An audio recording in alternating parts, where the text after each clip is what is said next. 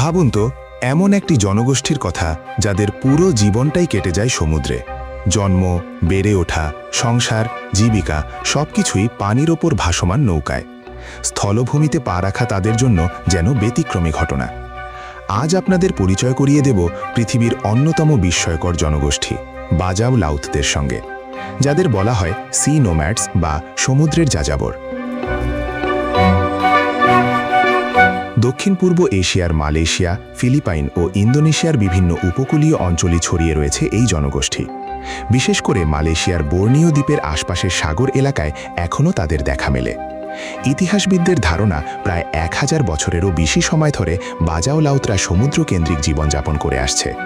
তাদের পূর্বপুরুষরা একসময় ছোট ছোট কাঠের নৌকায় বসবাস করতেন।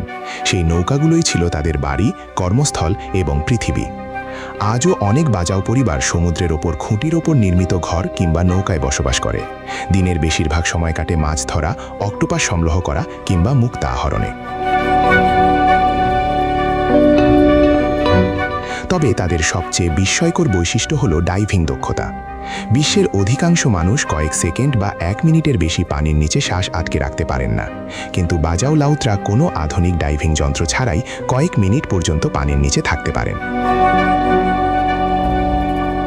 প্রজন্মের পর প্রজন্ম সমুদ্রে জীবন কাটানোর কারণে তাদের শরীরে কিছু বিশেষ জৈবিক পরিবর্তন ঘটেছে বলে বিজ্ঞানীরা মনে করেন। 2018 সালে প্রকাশিত একটি গবেষণায় দেখা যায় বাজাও জনগোষ্ঠীর প্লিহা বা স্প্লিনের আকার গড়পড়তা মানুষের তুলনায় অনেক বড়।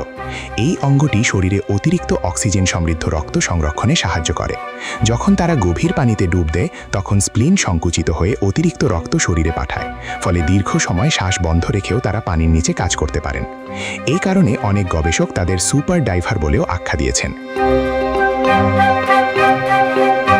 সমুদ্রের তলদেশে তারা মাছ শিকার করেন, শামুক ঝিনুক সংগ্রহ করেন এবং কখনো কখনো 20 থেকে 30 মিটার গভীরেও নেমে যান।